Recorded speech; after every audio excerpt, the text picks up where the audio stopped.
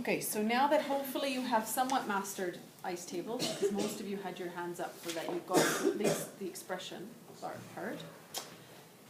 We're going to apply what this has to do with the KAs that we've been looking at.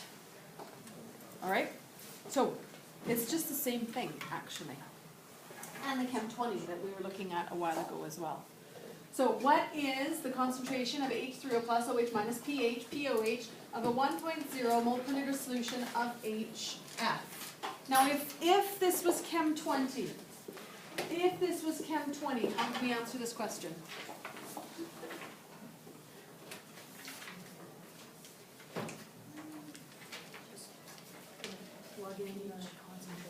Right, exactly. So it wouldn't be HF, it'd be something like HCl. And it would be, what is the of a 1.0 mole per liter solution of HCl. And because HCl dissociates into H pluses and Cl minuses, I would then have in Chem 20 just said, well, 1.00 moles per liter of this, oopsies, is 1.0 moles per liter of this and 1.0 moles per liter of this. Everybody remember those dissociation ionization equations, this one being ionization.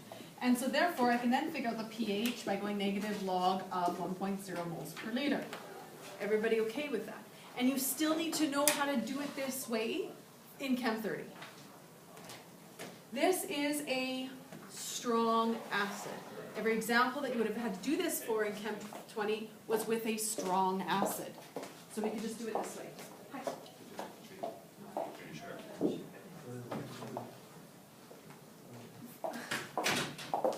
Everybody okay with that? Okay. So, but is HF a strong acid? How does she know? How is she so sure? How would you figure it out? Good. You go to the data booklet, you look at the top. Does it have one of those very large Ka values, or does it have an actual value? An actual value. So does it 100% dissociate? HF? No. So it exists like this, in an equilibrium, with an equilibrium constant for this acid. Right, everybody? And therefore 1.0 moles per liter of this does not equal 1.0 moles per liter of your H plus. So I can't do it the Chem 20 way. Everybody get that loud and clear. Can't do it the Chem 20 way, gotta do it the Chem 30 way. Okay, so I'm reading this question, and I want to know the H3O plus concentration at equilibrium for an initial concentration. Do you see that initial concentration there? See that that's an initial concentration? See it? Know it. Okay, that's an initial concentration. That's what it says on the bottom. Yep. Why? Can you explain that? How do you know it's initial? Because it is.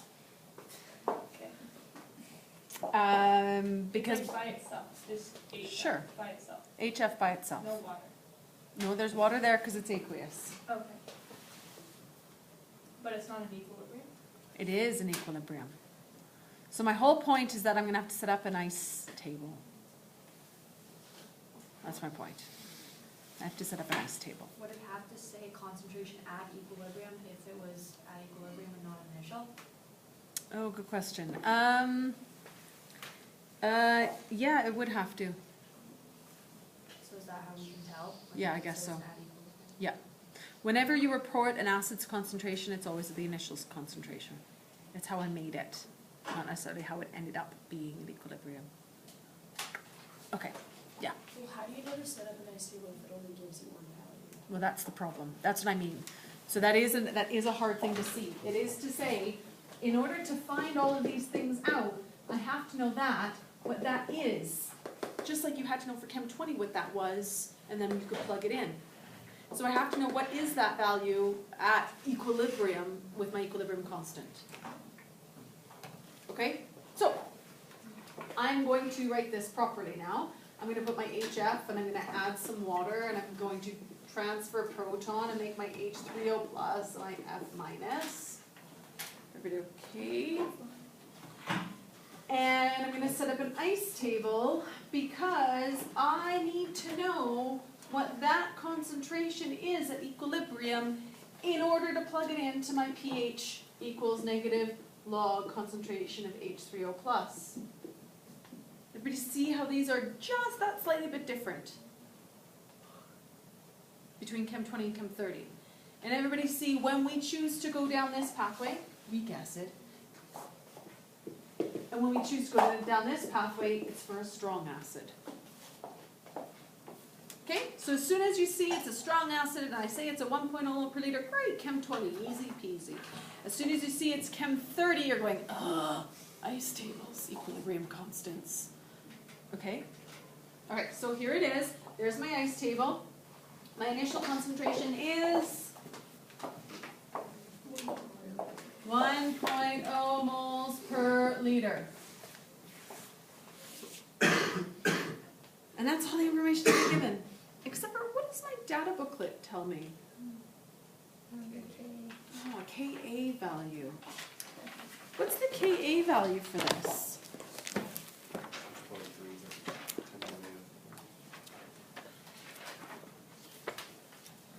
What is the Ka value? 6.3 times 10 to the power of negative 4. Is that okay? So what did I do for my expression for my quiz this morning that I could do here? It's the same sort of thing. How if I have an initial of this, I don't care about water because it's not my expression, right? The initial of this is, the initial of that is, because I dumped in 0, right? Yes? My change is, go ahead and see if you can fill in the rest of the table.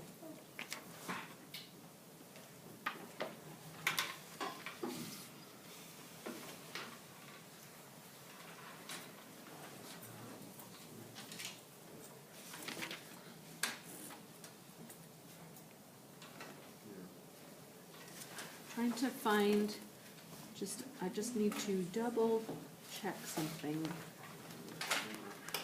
as part of your curriculum.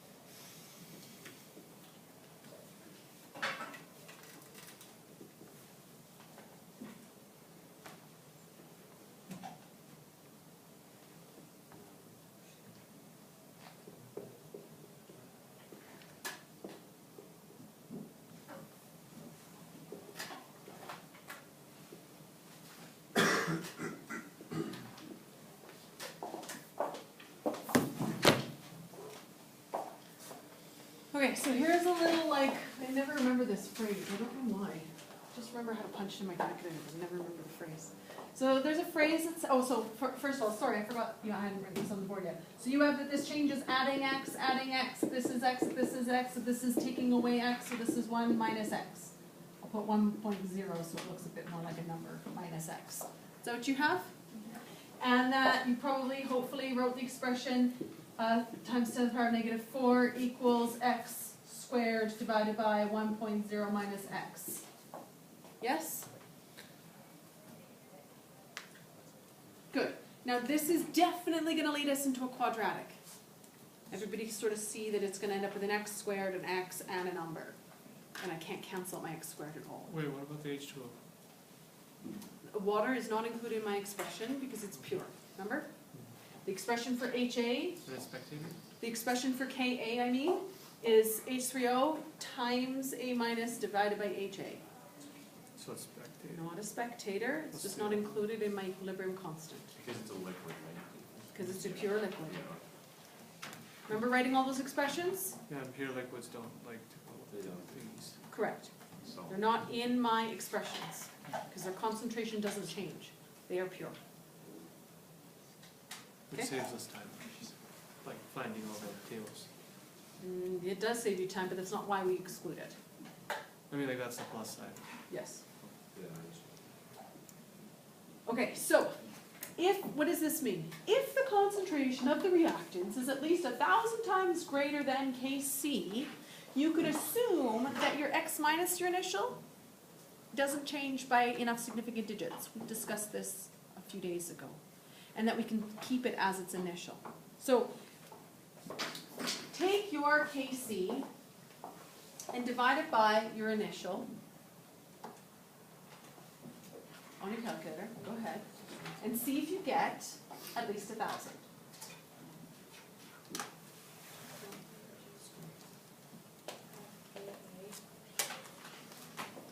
Pardon? I meant Ka, sorry, Ka. Kc, C is for any equilibrium concentration. Whereas Keq is for a reaction, Ka is for, so I might say Kc, but I can also say Ka.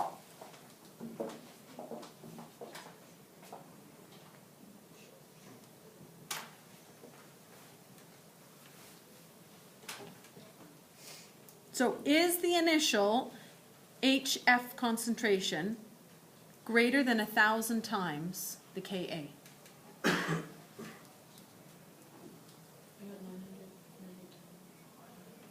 Divided the other way. DK. Ka divided by, sorry, did I say it the other way? Sorry. What did you get? 6.3 times 10 to the negative 7. Ka divided by what? You're trying to figure out if this number and this number, if this number is 1,000 times greater than that number. So 1 divided by, no? mean K divided by 1 or 1 divided by K? Can't you When just you tell just that? 1,000 When you times. divide by 1, it's the When you same. divide by 1, it's the same value. Yeah. You get 6.3 times 10 to the negative 4. But no, but what happens, what do you get if you take 1 divided by 6.3 times 10 to the negative 4? 6 times 10 to the negative 5. 1,500. 1,500. Yeah. Oh, I tipped it wrong. So then that means you can. Use your E. 1,500. No, that means you can. If it's greater than 1,000. So if you, let me write, you guys are just as bad as words as I am. Let me write it mathematically. If you take Ka, nope, if you take your initial and you divide it by the Ka,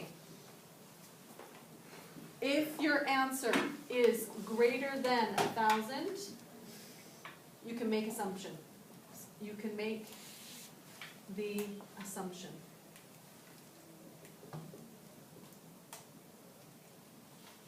Is that just because of sig-digs? That's because of sig-digs. So what it's saying is, because remember equilibrium constants that are really, really, really small, right? They mean that your products are not favored. They mean I'll only get a teeny tiny bit of this. Does that make sense? So the smaller the Ka value, the smaller concentration of that, meaning the smaller change of that, meaning the smaller change of that. Get it? But not only is the Ka important, so is the initial value important. If I started with a small, small, small amount and I change it by a small, small amount, then it's significant. Bless you. Bless you. Okay? So, I'll say it one more time. If you have a really, really small Ka value, that means you're going to get a tiny bit of this, products over reactants, which means you're going to get a tiny change, tiny change. And that's important. But not only is that important, how much I start with is important. So let me give you an example, okay? Let's say our change is by 1 penny. If you only have 1 penny and you have to give up 1 penny, isn't that significant? If you have $1 billion and you have to give up 1 penny, is that significant? That's the difference between this initial concentration. And the Ka tells you whether you're giving up a penny or a $10 bill. So this Ka would mean that the reactants are the products are very small. Correct. The concentration of the products are very small. That is correct. And you have to relate that to your initial concentration. So this is like the rule of thumb. Okay, the rule of thumb is how, like $1 billion and a penny, I get that. Right? 6.3 times 10^-4, I don't really get that. So the rule of thumb is if you take your initial concentration and you divide it by your Ka, if you get 1,000 times greater, then that's important. That means the 1 penny and 1,000 times greater is your sum that you have in your bank account. So let's say you've got $1,000 in your bank account, you lose a penny, we're saying that's okay for us. But if I had $900 in my bank account and I lose a penny, that's not okay for us to make that assumption. That's significant. Everybody get it? Everybody understands 1 penny lost is significant. What about $10 and 1 penny? Is that significant? What about $100 and 1 penny? Like at what point do we start saying it's significant? And we're saying at $1,000 and 1 penny, that's when we're saying it's significant. So if you divide these two and you get the number 1,000 or more, we can ignore the change. Would a change was significant, say if you had like more significant digits, or if you had like 5 significant digits? No, because if I change, no longer can I say a penny and a half. It's still, well, a penny and a quarter. I mean a penny and a quarter of a penny, right? It's still still changing it by a penny. It doesn't matter how many things I have after the decimal place. No. Okay, so the great news is this. I have this expression here. It's leading me down the pathway of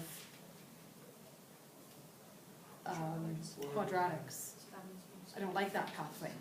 But this tells me I can make the assumption that this change can be ignored. So if I can ignore this change, I can ignore this change. See that?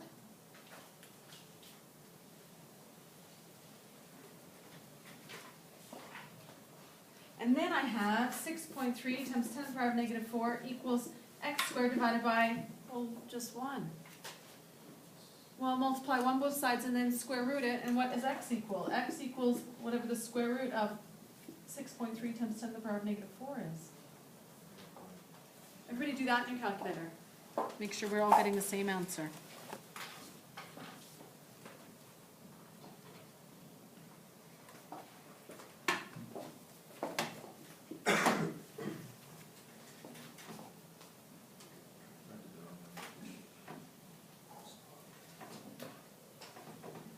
Karen, have you done it in your calculator yet?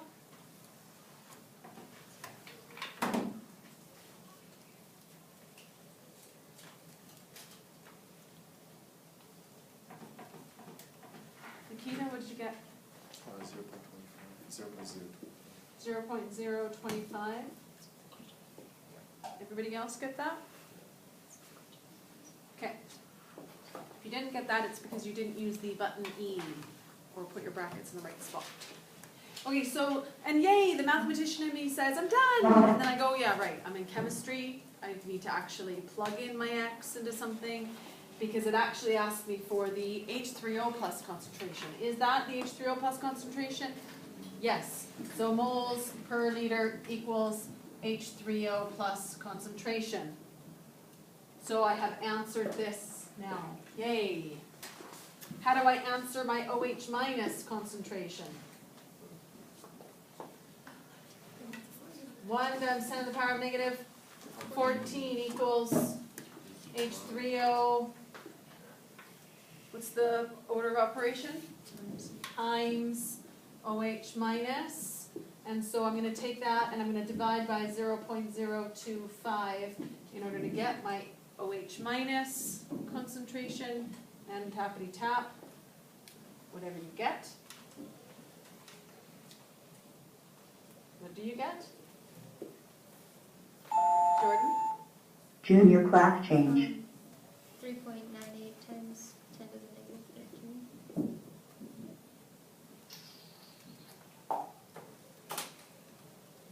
Maybe. That seems right.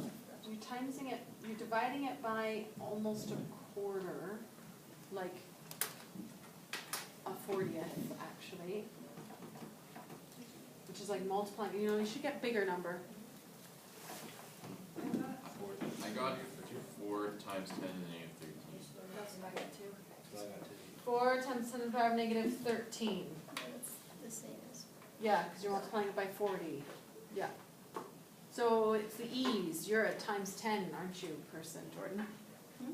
You a times 10 person, or do you push it No, e? I got that. I got 3.98 times 10 to the negative 13, which is Oh, just 13, I thought rounded. you said 15. No. Oh, I thought you said 15. Okay, all right, good.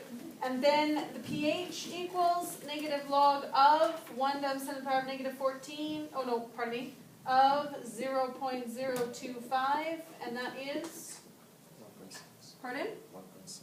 1.6, and your pOH would equal 14 minus 1.6, so that is 12.4. 12.4. So we've answered all the questions now after we solve for x.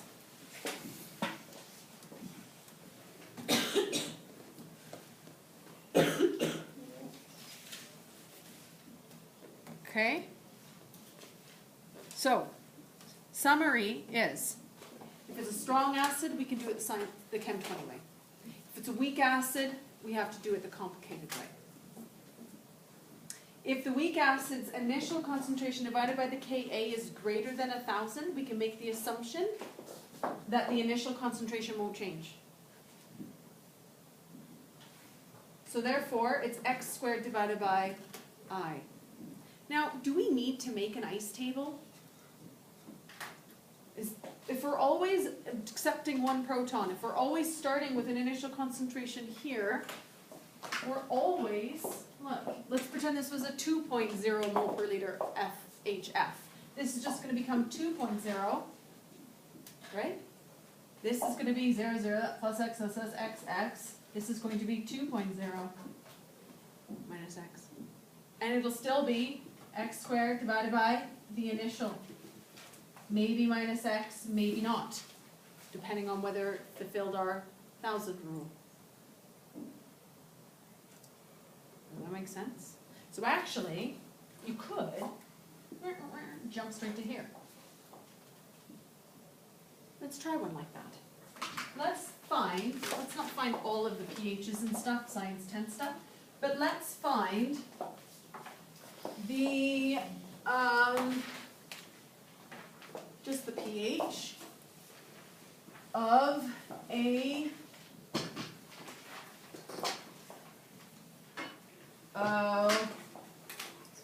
2.1 mole per liter solution of H2CO3.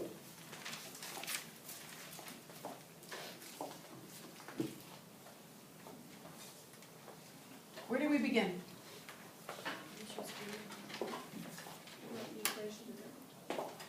Write the equation. Strong acid or weak acid?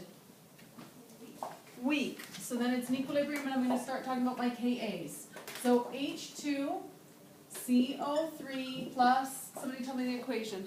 H2O. Good. Keep going, Jordan. Just looking at the, Oh no, do it on your head. okay, well, it'd be equilibrium arrows. Good. And then H3O plus. Uh-huh. And I want to look at the conjugate base. No, I don't want you to look it up. I want you to think about it.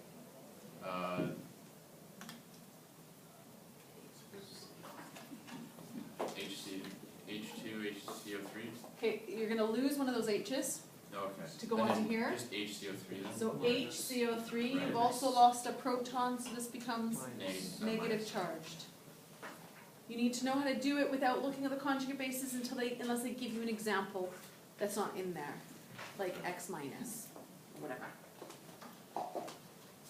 Okay, so, what's the Ka equal according to your data booklet? 4.5 times 10 to the negative 7. Sorry? 4.5 times 10 to the negative 7. And if we take, -7? Yeah. if we take our assumption rule, where we take our 2.1 and divide it by 4.5 times 10 to the power of negative 7, what answer do we get? 222,000? It's like 4 million. 4 million. Yep. Okay, so can we make the assumption? Yeah. Yes? So this is greater than 1,000. So we can make the assumption. So what's the Ka expression equal? Like the general one or the specific one? Doesn't matter to me. What do we start with? H3O plus, Yes, A minus. A minus, which is in this case, that guy, divided by HA, which is the full thing altogether.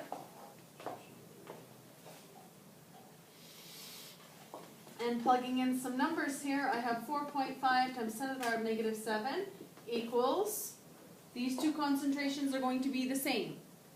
Remember that ice table that I just ripped off the board? They both end up being x. So therefore it's x squared. For the exact same reason of the last ice table. Divided by, 2.1 moles per good, 2.1 moles per liter, because I can make the assumption that that doesn't change a significant amount. Yes? It's only x squared because you have a one-to-one ratio, right? Correct. So in my ice table, this will change by an amount, that will change by an amount as well. My equilibrium will be x, my equilibrium will be x. So plugging it into here, that's x times x, so it's x squared. It's always a one-to-one ratio, so I always get one of each. Yes, Always one ratio? always. In acid base, because I'm always accepting or donating one proton at a time.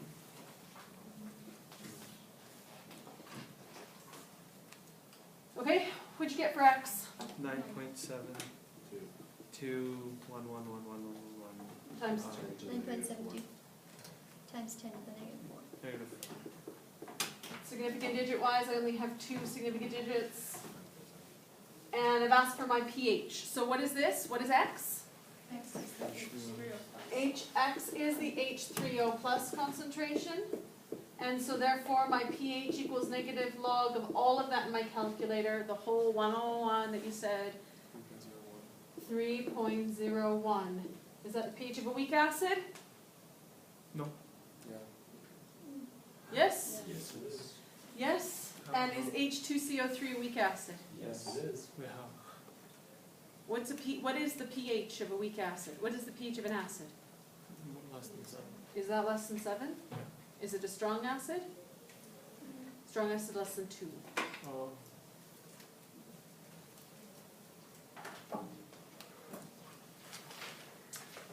Make sense? Not so scary at the end. But you kind of have to see the ice table to see where the x squared comes from. And understand that x is H3O plus. So, but you don't have to write the ice table unless they give you something crazy. Then okay, we'll revert back to the ice table. Okay, let's practice.